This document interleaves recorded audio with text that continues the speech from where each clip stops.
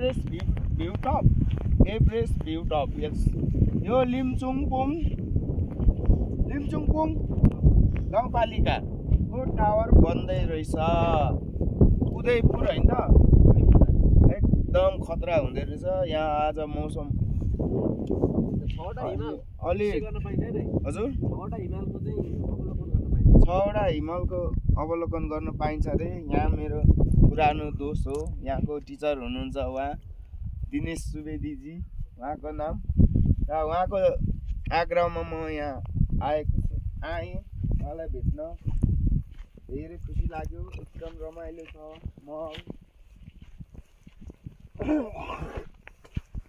घुम्नुपर्छ लाइफमा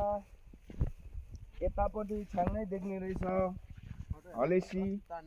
महादेव थान त्यहाँ होला धेरै धेरै राम्रो वाउ सुपर ब्युटिफुल जय नेपाल नमस्ते।